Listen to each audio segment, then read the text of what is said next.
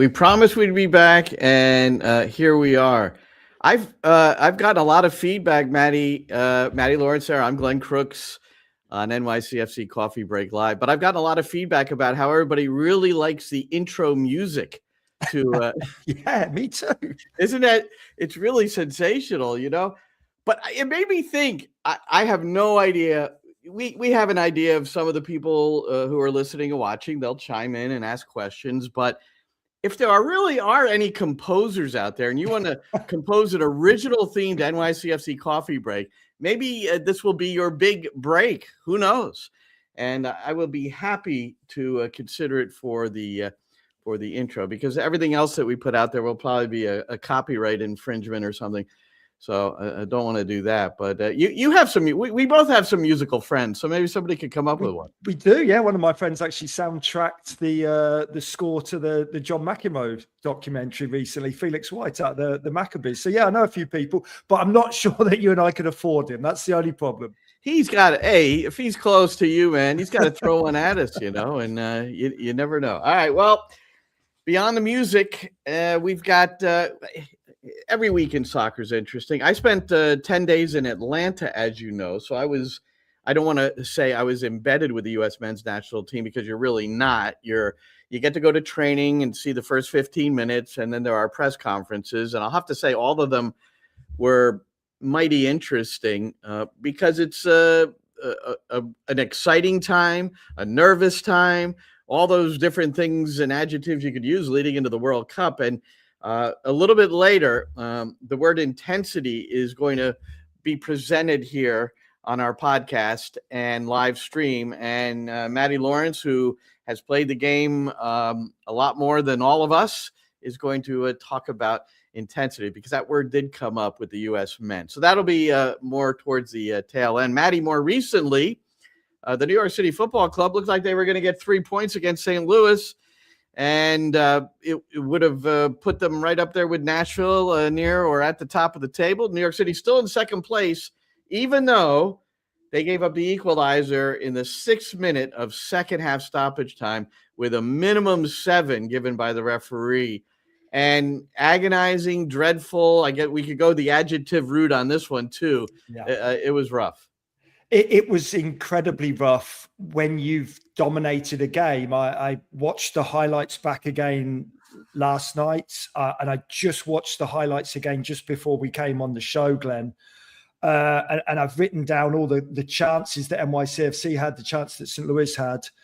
And when we're in game commentary, you don't always recollect everything that's gone on, but quickly going back and getting a quick 10-minute synopsis of the game, you realize how dominant NYCFC were, and then how bad the goal. Look, any goal is bad to concede, Glenn. We know that for a fact. Somebody is always culpable slightly. Even when Maradona, weaved through the whole of the England team and slotted it past. You say it's genius, but there's a number of players who could have brought him down on the halfway line, say. And I know it's PTSD of the World Cup from when I was a kid.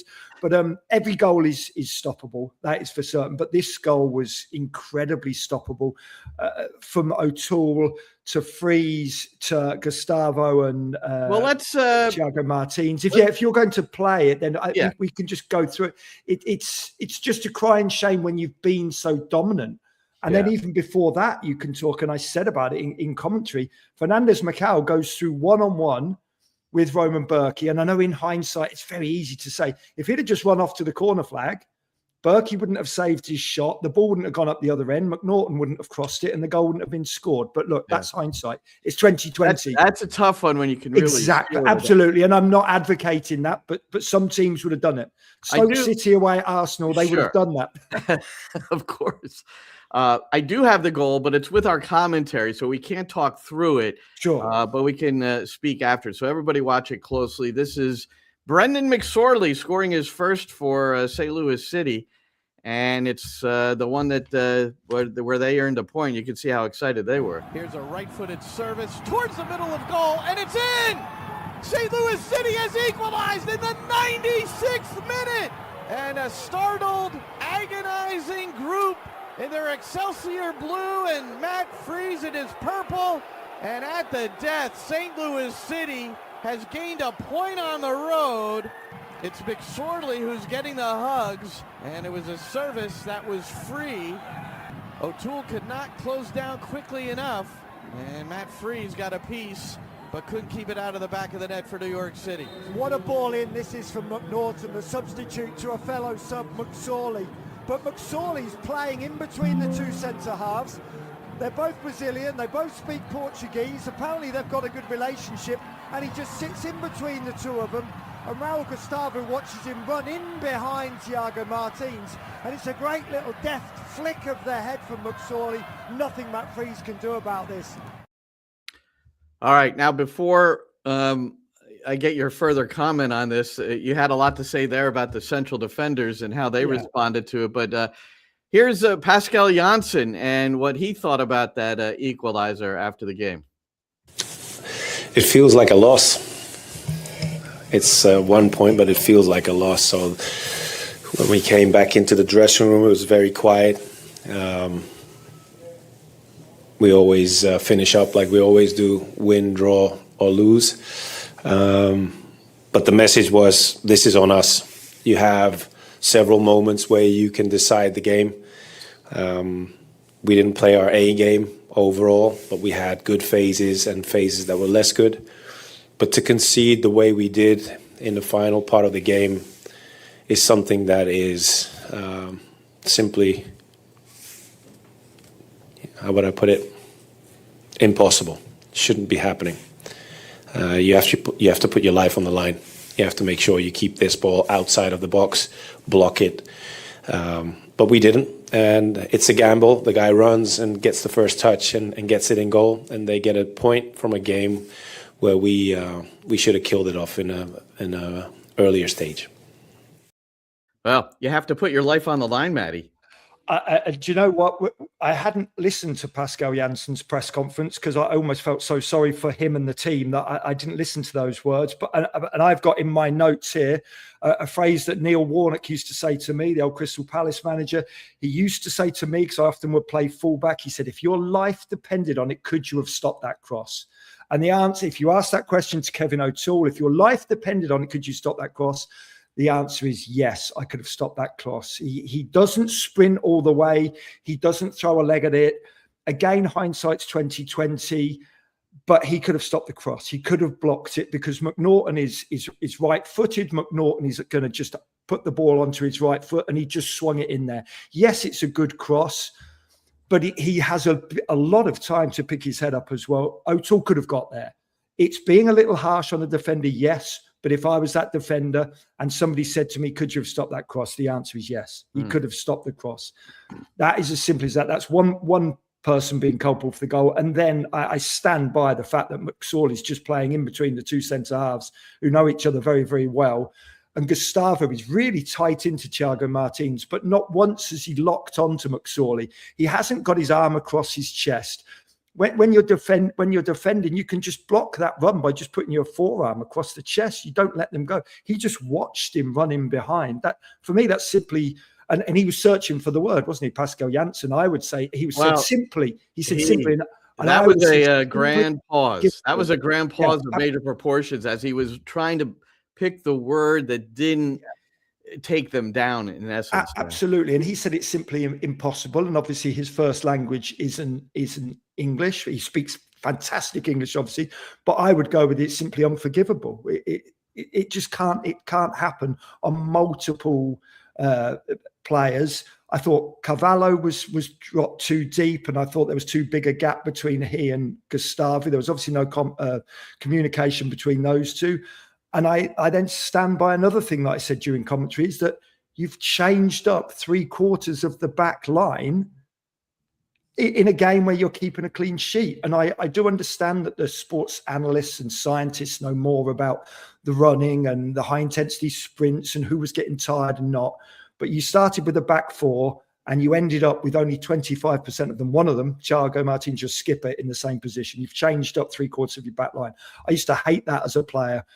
Unless I was 6-0 up or, maybe 4-0 up with 5 minutes to go, I used to hate the back line being changed. And I would often not berate the manager, but I would ask the question of why are we changing the back line now? It's 1-0. We're looking good here, solid. We're obviously solid. We've kept a clean sheet. Why are we now changing up everything?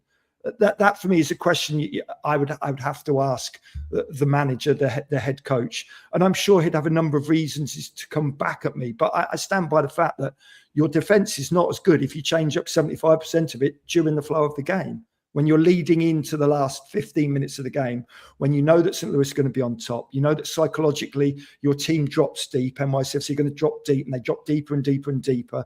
They went from protecting the top of the arc on the 18-yard box to protecting the 18-yard box to protecting the penalty spot as the game went on. And McSorley heads that ball in, doesn't he, from no more than 6 yards out. Freeze possibly could have done better, but McSorley's so close in, and he heads the ball down. It skips up just in front of Matt.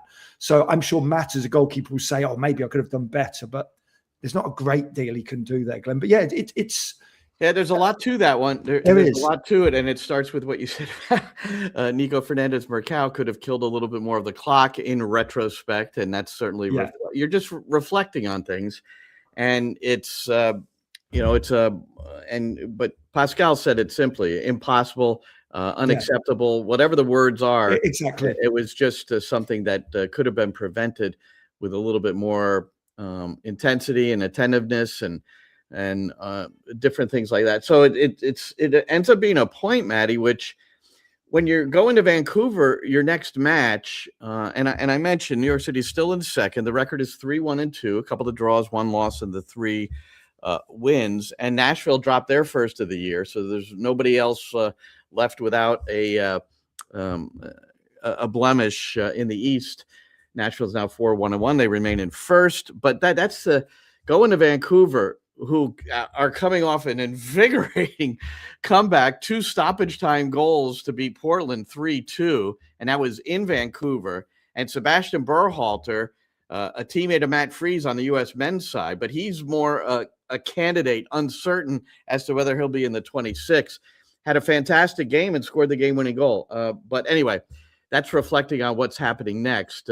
But for New York City, let's get to the moment where New York City took the lead. Yeah. Really a fantastic goal. It's featuring Hannes Wolf and Matty Lawrence. Here's Hannes Wolf up the middle to Maxi Morales. Back to Wolf. Right-footed shot is a goal! The combination between Wolf and Maxi Morales. And Hannes Wolf with the right foot just slipped it past Berkey on the back post side.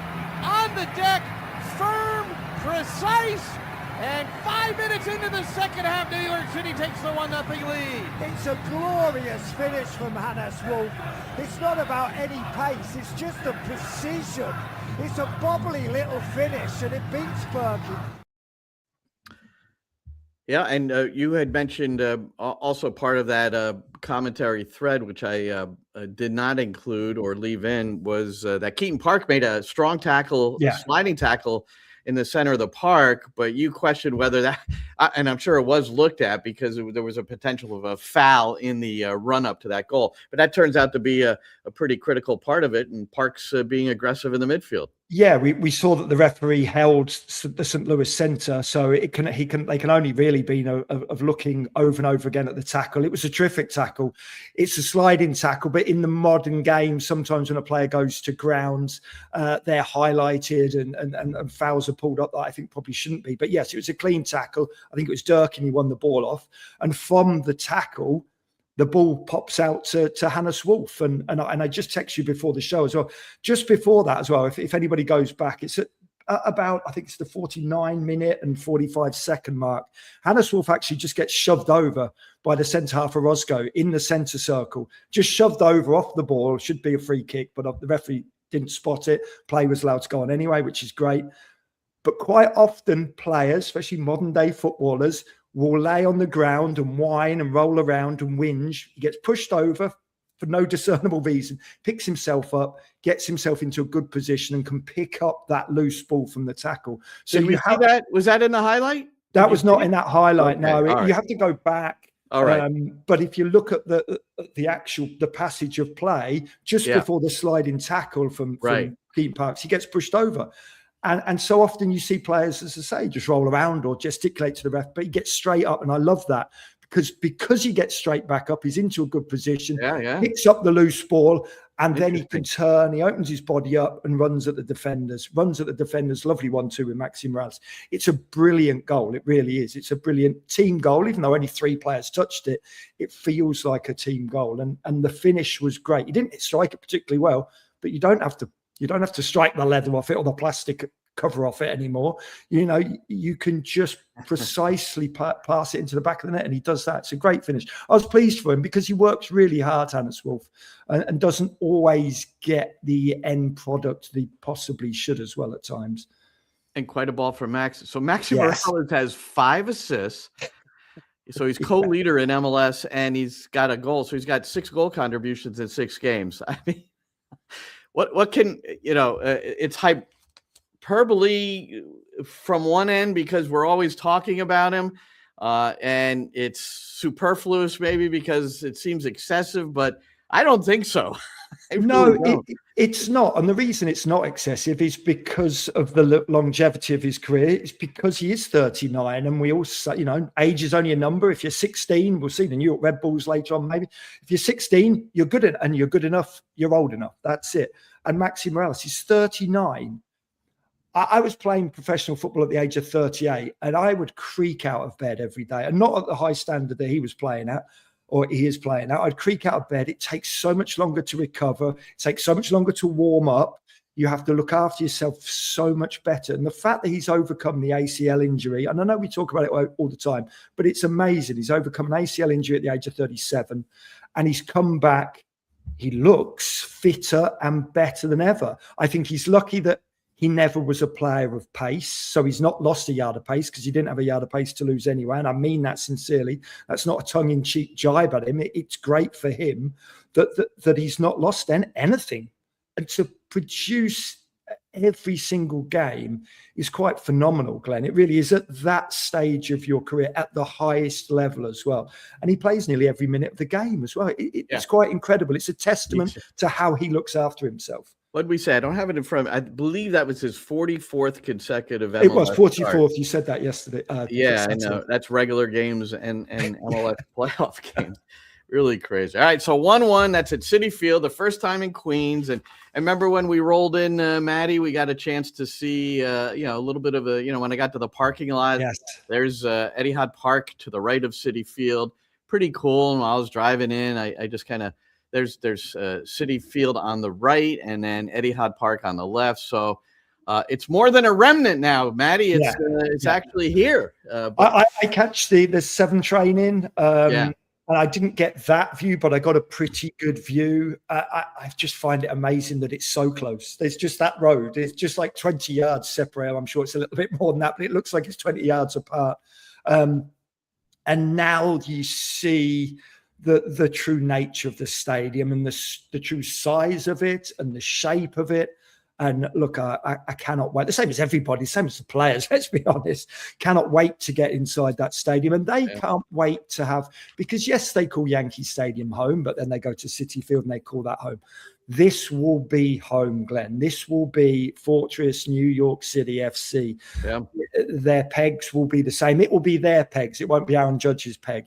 Maybe I'm being a little bit flippant about that. But what'll happen in pregame warm-up, in the warm-up, you won't see teams coming in and shooting videos of each other, at home, swinging an imaginary bat or making the imaginary pitch. Yes, we see that pretty frequently when the. Well, the other thing is it's going to be better for the other teams coming in, so they have to be aware of that. NYCFC, Miami just saw that this weekend with their new stadium. Yeah. It didn't put Austin off. It lifts you. You're playing at a new place.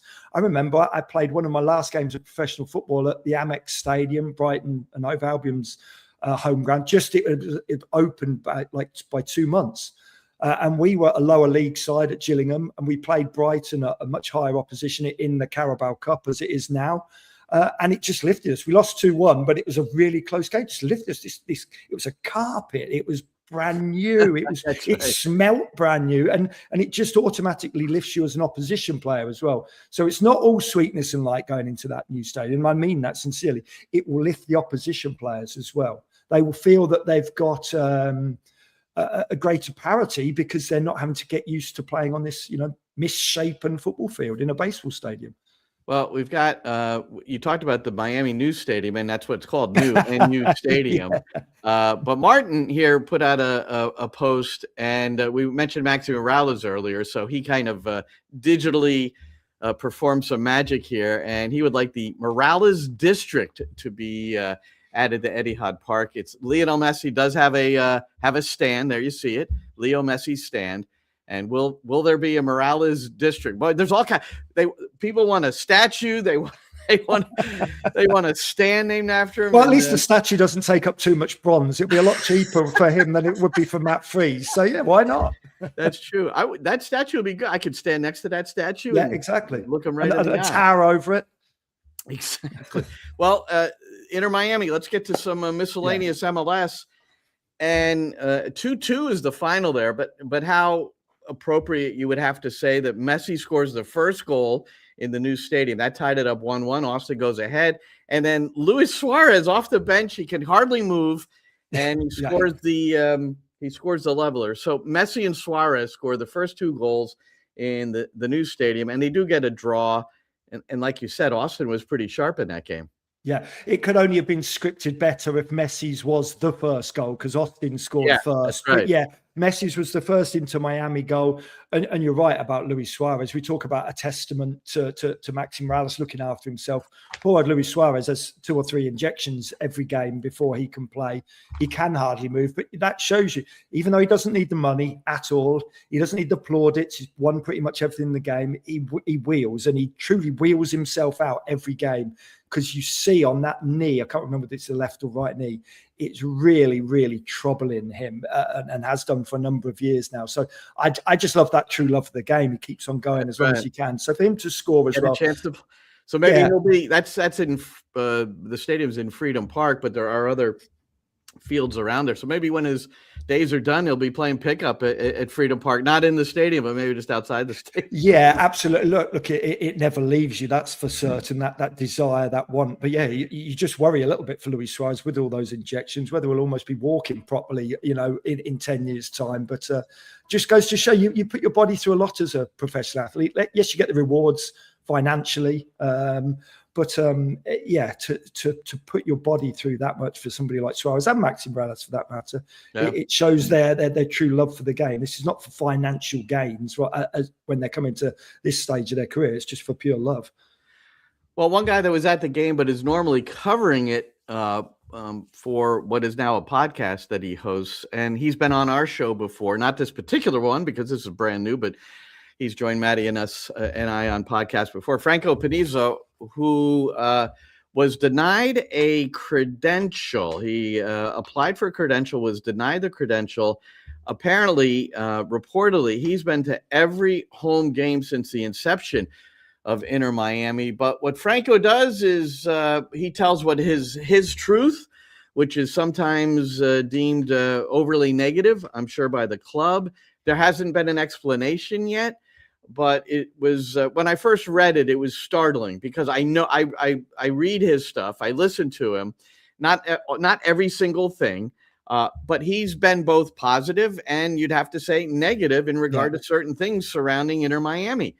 And it's you have to think that this was sort of a message being sent. But if it was a message being sent, MLS needs to step in. And here's why. Are we critical of the New York City Football Club at times? Yes. And to be honest with you, no one has ever said, don't talk about the club like that.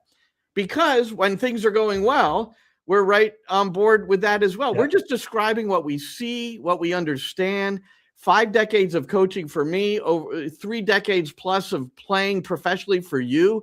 I mean, we have a certain feel for the game and we like to share, what we see. Yeah. That's look, Glenn. I always go back to what Patrick Vieira told you or told us. I can't quite remember. And Patrick Vieira has been there, done everything, played at the highest level, managed at the highest level, and he said, pretty much, I'm paraphrasing, you can say what you want to say.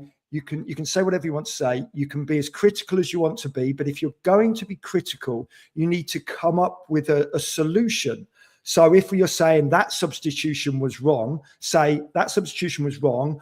And if I was doing it, I would have put on the other number 12, because I think he's better going forward or whatever, and come up with a solution for it. Yeah. And I think that is perfect. And if Patrick Vieira can be man enough and big enough to accept criticism from you and I, Glenn, and there's nothing wrong with criticism if you can come up with, as I say, if you can come up with variations on what should have been done. And look, are we truly living in a world now where you can't be critical? People, but again, I think I can answer that. We're living in a world where people can't handle criticism. And that's from the highest person in this country all the way down. Criticism is hard to take and isn't swallowed by some people, and they throw their toys out of the pram. And I think for somebody like Franco, who is a true, Miami supporter, as well as a broadcaster and as well as a media guy, I think he's allowed. I think everybody's earned the right to be critical. If you're a supporter,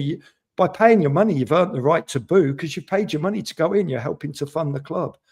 You don't want people to boo, but you can do that if you want. That's for sure. I think it's just a real slippery slope, Glenn. I really do. Yeah, it is. And if we someday get an explanation from either Franco or the club, and there's something legitimate to this, we'll share that as well. But for now, if the club doesn't say anything, we have to just assume that they didn't like his negativity. You can't be at the home opener of the new stadium, which is really childish. It's childish and it's dictatorial. And we're not just yet living in a fascistic state. It shouldn't be. It shouldn't be happening.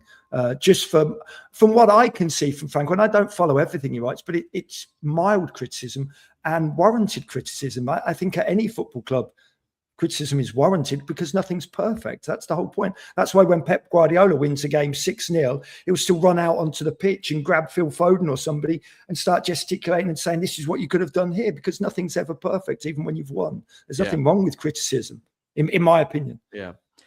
Well, moving on in MLS, you mentioned the teenagers of the New York Red Bulls. Julian Hall was 17 earlier in the year when he scored his first goal. Now he's got 5. He's 18 years old now. His team leading 5th goal, but the Red Bulls, remember, they were dismantled by Charlotte 6-1 in North Carolina before the break. And now they come back and beat Cincinnati 4-2. So that's a pretty huge win for them. They're 7th in the table with a record of 3-2-1 now through their 6 games. And so that's the arch rival of New York City. And eventually they'll come together and see how they do against each other. Michael Bradley, he's still trying to sort it out, but he is playing the youngsters, continue to play the youngsters. So there's despite that Charlotte result, which you assume maybe some of the 16-year-old and the 2 17-year-olds, one is 18 now, after a while, it's just a little too much on them mentally and physically. And inevitably you have peaks and troughs. Any footballer does to a certain degree, but as a 16, 17-year-old, you're going to have an 8 out of 10 and then a 3 out of 10 and then a 6 out of 10. Whereas if you're a seasoned pro, you hope that, your best is say an 8 or a 9 out of 10, and then you ever only dip to a 6 out of 10 because you've learned how to eradicate really big mistakes from your game because you've got that experience. And I think, look, credit where it's due. That result it's quite significant coming off the back of the loss. But let's also not forget how bad FC Cincinnati have been this season. They have been incredibly poor defensively when you consider the big names they've got in their back 3 and in goal. And they've been letting goals in left, right and centre. But still, I take nothing away from New York Red Bulls, because when you've suffered a dramatic loss like they did against Charlotte, to reply like that and bounce back, especially when you've got a relatively young and inexperienced side, that full credit to them and to the manager, of course, Michael Bradley. Well, I think I added something to my notes. I share notes with Matty before we start, so he's got a little idea of what I'm going to throw at him. But I think I added this along the way after I sent you some things, because I'm seeing that DC United, they got throttled by FC Dallas at home 4-0. And then I look at the standings. DC United, if the season ended today, they're in playoff position. They're in the 8th position. I mean, there are a high number of poor teams right now in MLS. I hate to say it, FC Cincinnati, but they're 2-4 and a -6 goal differential. Yeah. 15 goals conceded in 6 games, Matty. New England is ahead of them. DC United, we talked about the Red Bulls 7th. Toronto is in the 6th position. Josh Sargent gets his first goal with the club. It's and they have an odd win against Colorado. Zach Steffen gave up one of the worst goals you'll see for a keeper. Just you can go on and watch that. I was going to show, and then I'm thinking I don't want to rub it into that guy anymore. He knows how bad it was. So so everybody should go and look at that. And any budding goalkeepers out there, get your body behind the ball. No thigh trap, traps on a ball from 50 yards. It's floating in the air on a windy day. Yeah, don't thigh trap it. And then Miami's in 4th, Charlotte is in 3rd. But it's just, boy, MLS has some teams that are really. Go ahead. I think the Eastern Conference specifically as well. I know there's some bad teams like Sporting Kansas City in the West, but there's just a plethora of very bad, and I would say very bad teams in the Eastern Conference right now. We know the nature of MLS. Teams can turn it around and still get into the playoffs. And if you get in the playoffs, you can still win MLS Cup. So I see Cincinnati could still win MLS Cup. Who knows? But what you're looking at right now is a very bad team. 15 goals in 6 games. That's 2.5 goals per game you're conceding on average. And you've got Celentano in goal. You've got Robinson as a centre half. You've got Miazga, right, as a centre half. Still, I'm pretty sure he's still there. Yeah. Nick Hagland as well, who's very experienced and a decent centre half at this level. So it's inexplicable that you can be conceding that many goals. It's a crazy one. Charlotte beat Philadelphia 2-1. So we mentioned Charlotte. They're in 3rd, right behind New York City. And New York City is playing host to them soon, I think right after the Vancouver match. And Philadelphia is 0-6 through 6 matches in 2026, coming off the Supporters Shield win a year ago. And 3 of those 6 losses have been at home, where they only lost 1 all of last year in the regular season.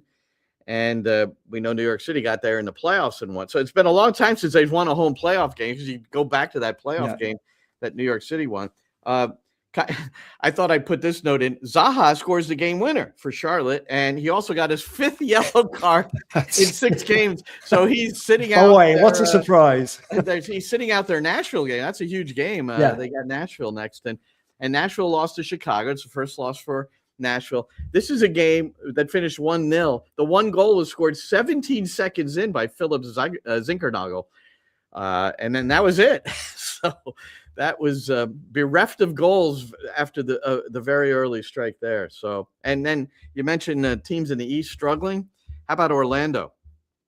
So their road games, 5-0 to New York City, 5-0, and now 6-0 to LAFC. They have they've conceded 23 in their 6 games, -18 goal differential. And it's, this is after they fired Oscar Pereja as well. But and Antoine Griezmann is on the way. What is he thinking? He's up watching it. Is he drinking while he's watching these games? What is going on? What is he doing? Well, in all seriousness, Antoine Griezmann can't play centre half, so it's a big problem. He's not going to touch the ball. That's a problem. And somebody like Griezmann is not a player like Messi, but nobody is. But he's not going to go and get the ball and dribble around 5 and smash it in the top corner. Yeah. He needs service. He needs to be provided with goals, in my opinion. Yes, what's he doing? He's coming for, I'll tell you what he's doing. He's coming for a holiday. He's coming to enjoy life in Florida. I'm sure he won't be living in Orlando. He'll probably live in Miami or somewhere closer or somewhere nicer for him. And yes, he'll enjoy the money and his retirement, because he's not coming for the football. Otherwise, he wouldn't have gone to Orlando, the current state that they're in. And also, it shows you that the malaise and the struggles at Orlando is a lot deeper and a lot stronger than just the man at the head coach position. Yeah. Whoever that man is, if you haven't got the players and the dressing room's gone and the dressing room's buried, and I assume the dressing room must be shot to pieces to concede that many goals so early on in the season and time after time after time. There's a big problem. There's a big malaise running through that dressing room. Now, the complete opposite is LAFC. So Yes. they're 5-0-1. They're the only unbeaten team remaining in MLS. And they haven't conceded a goal yet. They're 8-0-2 in all comps because they're part of the CONCACAF Championship Cup, which resumes this week as well. So they've outscored their opponents overall 24-3 in all comps. And it's really 540 minutes, extending their own MLS record to start a season, shutout minutes.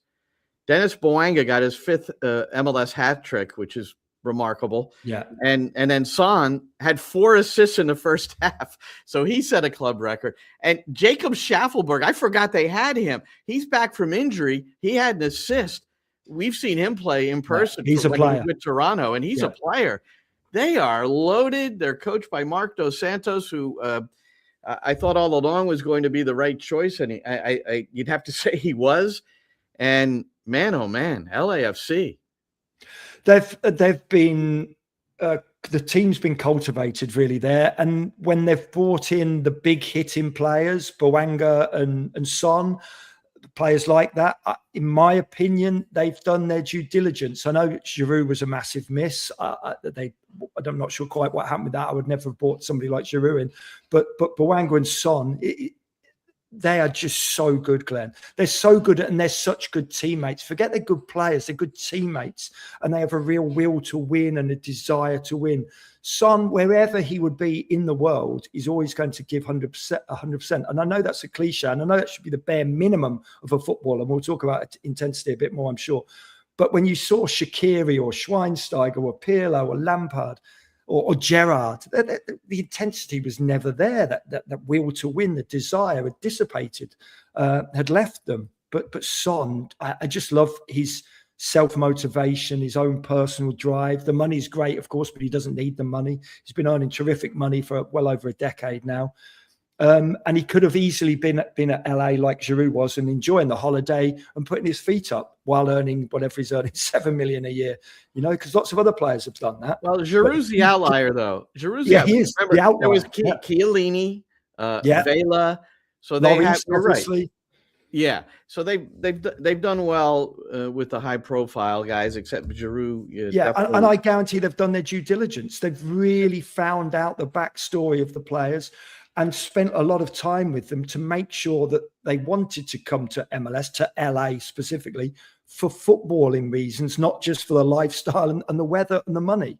And it's been brilliant from what I've seen from LAFC and from Mark Dos Santos. I know you speak so highly of him, and I always listen to what you say, Glenn, especially on the coaching front. You know so much more than I do.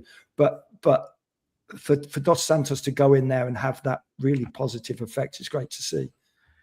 Yeah, and he's got them competing in training. Mark Delgado, and we're going to get to Joe Scally in a minute because part of my preseason coverage was to sit with Mark Delgado in the midfield. Another guy I love, and we've seen most of him at Toronto also. Yeah, and wins an MLS Cup with the Galaxy, and these are the top contenders this year so far, LAFC. But he just talked about how, and this is something that I'm certain was the case in your career, but training, the competing in training, guys getting crazed if the call goes the wrong way when they're playing a scrimmage, or if one of their teammates misses a clear opportunity, the F-bombs everywhere, and really just absolutely agonizing and hating the opponent, which is their teammate in training, and then bringing that, and he really described that well, that bringing that to the weekend where you're now teammates, but you're still in that and that's part of that thing where Mauricio Pochettino, which we'll get to in a moment, U.S. men's national team, where, and I thought of Dos Santos and Delgado immediately because they both talked about it, where you can't just turn it off during the week and then hope it's going to be on the weekend. And that's where LAFC is also winning the battle because of how they train. In my 16, 17 years of professional football, I can name maybe one or two players that didn't like training and didn't train particularly well and still performed on the weekend. Yet I can name hundreds and hundreds and hundreds of terrific trainers who then turned it on the weekend as well, then picked up. You train like you play. Every manager will say that across any league, I would imagine, any nation. You train like you play. Wasn't it you that in the radio booth one day called a player, or I don't remember even what the conversation was, a training ground international, yeah. Training ground international, weekend club player. That's one of your greatest lines. You've had some good ones, but training ground international is. And there were some of those as well. There were some of those who can only do it on the training ground. Yeah, that's sort of the I know that's the opposite, but it made me think of under the glare of the lights, the metaphorical lights, more often than not. Yeah, they can't quite do it. I just realized I kind of strayed from the point a little bit, but it came to mind, and I thought it was really amusing. So Vancouver beat Portland. That's the next opponent, 3-2. We talked about that coming from behind. Sebastian Berhalter scored the game winner. Berhalter is a candidate for the U.S. men, but it's certainly not a lock. I mean, the going word is no one's a lock, but that's, of course, crazy because there are certain guys that are. But Berhalter is not one of them, and neither is Joe Scally. So Scally's a local favorite, Long Island. Yeah. His parents have a soccer shop out there. That's where he grew up. He's a New York City homegrown, and then signed with Gladbach and has done well there. And so he's one of the players I got a chance to sit down with. I kind of requested him because I hadn't seen him in a while. So it was nice to reconvene. And then I brought up the anxiety, the nervousness, the tension at this camp. And this was in between games, after the Belgium game and before the Portugal match. And this is Joe Scally, who is, again, on the fringes. It's not certain. Maybe it is in Pochettino's mind, but Joe Scally doesn't know, and neither do we. So here's Joe sitting down with me. So how did you deal with those nerves? Because there's certain nerves this week because you're trying to make a roster, and who knows whether you're on the outside looking in. There's all kinds of prognostications. It doesn't really matter, but you've got to perform probably to get your spot. The nerves, how do you battle that? Yeah, I think when you're on the field, you already know how good you are. You have belief in yourself. Even for myself, I've played every single game in Germany kind of since I've been 18 years old. I have over 150 games. I don't know how many men's national team appearances, World Cup, started every Copa America game. So it's different for myself, maybe for other people who it's their first time. They have to deal with nerves on the outside, where I've been through it. I know I'm good enough. I think I've showed it in the league and in past camps, so I'm very confident in myself. What's the critical piece to your game that you think that might put you a cut above? Is it versatility? I mean, we've seen you in a lot of different spots. That's definitely one of them. I can play almost any position on the back line. I think when you're narrowing down a roster, it's important to have players who can play multiple positions. And I also think it's just my reliability. Like I've said, I've played over 150-something games now, so I think I've shown what I can do. I've shown, the trust the coach can have in me in defensive assignments, in 1v1 defending. So I think those are things that hopefully put me over the bar. Now, part of your competition is this guy Alex Freeman. It's interesting because he emerged by scoring a brace against Uruguay. Yeah. I know the competition is friendly to a point, but this is where it gets complicated sometimes for the coach, you would think. Yeah, of course. Alex is a great player. Just moved over to Villarreal in Spain. He's doing a great job. Performed very, very well against Uruguay, and in the end, we're a team. So if we're both there, we're both going to be rooting for each other. We're both in it for the team, and if the team wins, we win. So I think that's the most important thing. So Scally came off the bench in both games, 71st minute entrance against Belgium, 67th minute against Portugal. And he did fine. He did fine. And Alex Freeman, you get the feeling Pochettino is really enamored with him, wing back or full back. But that's the same with Scally. He can play both. He can play central defense too. He's shown that too. So that versatility, those could be the players that make it at the end. I think so, and they're more, Pochettino's going to know his starting 11 or virtually know his starting 11. He probably knows his first 14 or 15 as well. And Scally may be his number 20, and a lot of that will be down to the versatility. And he said it himself, I love the confidence of the young man. I love that the personal arrogance, just knowing that he's good enough, knowing that he's done the job. I love the fact that he says, yeah, look, I've been playing every week since I was 18 in the Bundesliga, which is an absolutely valid point, playing in one of the top 5 leagues in the world for the last 4 years now. So yes, he can do it, and he can do it at the highest level, and he's confident in his own ability. And to play at that level and to play in World Cups, you need that little modicum of arrogance. And I love hearing from him. He just sounded so confident and cocksure in himself. I do like that. He carried himself that way into the room, and the whole his aura was one of confidence that I belong here. And when you play that many games in the Bundesliga at his age, he's only 23, Matty. Yeah, exactly. The self-belief comes from knowing that you play every single week in that higher a league. It's a great league over there in the Bundesliga. I think it suits a lot of the American style players as well, which is why so many of them have either started there or are still there. And I think, look, I know nothing about what's going on in Pochettino's head, but somebody like Scally with that ability to play in multiple places, with that versatility, he'd be a lock to be my number 20 or 21 in the squad. But that's just my own personal opinion. Now, we're all thinking that Tim Ream is a lock, despite his age, despite he's less mobile now and just not as effective as a player, but his leadership. Scally was there in 22 in Qatar, but didn't play. Tim Ream was a more focal point at the back in terms of the lineups and his leadership. So he's been there in all the matches that he's played in the Premier League before coming over to Charlotte. So the thinking is that he'll be there. Now, he was in one of the pressers, Matty. And so I was at these pressers, and I was kind of posting things almost live.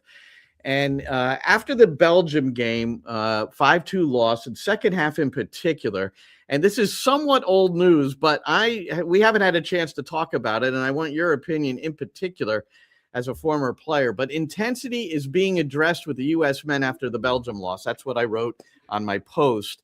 And Ream's quote was, "It's a decision. It's non-negotiable." Okay. It's something we did well in the fall, and we talked about the Uruguay 5-1 win, and we didn't, but that was in one of the cuts. But it's something we have to get back. That was Tim Ream. And I got nearly 200,000 responses to that, Matty, with the replies. You can imagine how some of those replies went. But Taylor Twellman, Carly Lloyd both chimed in and said, why are we talking about intensity? I'm paraphrasing because they put a lot more into it than that, but that was the essence of it. So what say you about intensity in the game of football? Well, it's absolutely that. As Tim Ream says, it's a non-negotiable. It should just be natural. You shouldn't have to ask for intensity. There's no point in going out to play any game of soccer, of American football, of basketball, of hockey, of tiddlywinks, of pickleball, unless you're going to give your best. You give your all. And by giving your best and your all, that is first and foremost, it is intensity and desire to win, and desire just to run around and prove yourself out there. Any coach that I ever had would say, as you were leaving the dressing room, there'd be two things they said. One would be, keep 11 men on the pitch. Obviously, that's a huge thing. You're much better with 11 men on the pitch. Keep 11 men on the pitch. And you've got to outbattle and outwork your opponent before you can outplay them. You've got to earn the right to play the game. But those are words. Those are words, okay? Those are words, yes. You know what? You can't get inside the heads of these players and understand what they might have been going through. Malik Tillman, who's probably nerves, scared. Okay. Physical, a certain modicum of arrogance in some of the players that they think that they're already locked into the team. Okay. Well, that was my Malik Tillman point, because on the second goal by Belgium, which put him up 2-1 in that first game, he had an opportunity to lay out and block a shot. And I got into an argument with Eric Winalda, a friendly argument. Winalda didn't agree with me specifically, but he actually turned his body, made it less, sideways on. So now has very little chance of blocking it and doesn't lay out on the shot. Now it's 2-1. Well, it's an international friendly. I'm saving myself for the next game, which Pochettino in his presser said, look at Colombia, France, and their quote unquote friendly. Look at the second division Argentina match I watched right after that game. You don't have to tell those players anything. No. And it's the same situation. I can't buy into the friendly or differing your stance and your psychology to play a game of football for a friendly match 2 months, 3 months before World Cup game. I will not happily admit, but I will admit, Glenn, that in some pre-season friendlies, you wouldn't give 100%. You'd give 98% because you didn't want to get injured just before the season started. But that's something totally different. I don't think anybody is such a lock-in, a shoe-in the US men's national team that they can't be given their all now, worried that they're going to get injured before the World Cup. Because if they've already got that in their minds now, then there's trouble because they're not going to perform well for their teams. And as Joe Scally just said, you've got to play every week for your team, for your domestic club, before you can even get in the national team. Well, I just put this Pochettino. This is from his presser, and I posted a 4-minute clip. A lot of people have watched it, like over 100,000. However, if they hung in there for 4 minutes, many people did because I've seen the comments, and it's something to listen to, I think, because he makes it seem very cultural. That look, it's almost because he's talking about Colombia, France. You didn't have to tell the Colombians, to work hard. And they lost 3-1, and their coach was still happy because of what they put into it. The Argentinian second division. You don't have to tell those boys anything. So it comes across as being very cultural to me. And then he says, I need to translate it to the players. That's a direct quote from Pochettino. Can you say it's a cultural thing, though? I was here in the 94 World Cup, Glenn, and you can't tell me that it's cultural when the likes of Harks and Wijnaldum and Miola and Tab Ramos, I think, and Alexi Lawless, they grew up, didn't they grow up in the same culture as here? And that side, I would say, was less talent, less natural talent. And forgive me, Tab Ramos, Miola, but I do think there was less natural talent in that team. But they gave their everything. Everything about that US men's national team, I remember watching going, they just give their all. They would die to stop every cross. They would die to stop any cross. But that's before they were spoiled. That's before everybody. So is that what we're saying? Is that what we're saying now? It's a different culture because players get everything too easy. Is that what we're saying? So yes, the cultures have changed, although the same culture, the US, and are we now? But now we're sounding like old men as well, Glenn, because now we're saying, of course we are. Back in the old days, we knew how to do it. We'd all been working down the mines by the time we were 9 years old, and we, it was all spit and sawdust. That's a little bit of maybe an easy approach to take, or a short-sighted take. But I stand by the fact that culturally, that US team, I used to compare them to the German men's national team. There's no higher praise. There certainly wasn't back then. Just hardworking, diligent, will to win, love of their teammates. And you just don't see that in this US men's national team. And is that culture? I don't know. Is it because all the players are dotted all around the world now? Back at that, I think that back then, a lot of them that had been in camp together before the 94 World Cup. And some of them almost didn't seem to be at teams. They were almost just living each other's World Cup. And I don't know. And again, forgive me, Tab Ramos and Miola and people who know way more than me and were intrinsically in that. They were in that situation. But that's just me looking in. And I would have given my all to be in that 94 dressing room. I wouldn't give my all to be in this 2026 variation, that's for certain, because I think I'd have been pinning a lot of people up against the wall in this 2026 dressing room. Yeah, a bit of a malaise. And I know that's old school and you couldn't get away with doing that now, but I just think that Harks and Miola and Ramos and Wijnaldum and those guys would have picked up a few players in this 2026 team and given them a bit of a talking to, which you can't do in this day and age, I guess. So I'm an old man, Glenn. That's what I sound like, an old man. Yeah, well, we both do, I suppose. But that I disagree with. I mean, if mentality is not old-fashioned. No, it shouldn't be. Intensity and fighting and no matter what the situation, playing pickleball. I'd like to see you play pickleball and knock a few heads. I'd make it contact. Well, the final thing regarding the U.S. men and Matt Freese versus Matt Turner, I think it became even more of a lock now for Freese. We keep calling him the presumptive number one, and that's as far as I'm going to go. That's what Matt prefers as well, because he doesn't want anyone saying he's got the position guarantee. But Turner concedes 5, and it's not just his fault, obviously. And then the team defended better against Portugal, and but they corrected some things. They had Chris Richards back; he wasn't in the first game, and that sort of thing. So that's going to do it for us, Matty. Wonderful. NYCFC Coffee Break Live. We're here every Monday at 11 a.m. And notice, technically, I figured out how I can make us look closer. Did you see that? There we go. Where was I? Yeah, I meant to do that from the start. 5 weeks in, you're making it. Maybe we look better from a distance. I don't know. Yes, yeah. I'm not sure how that Good works. from far, far from good.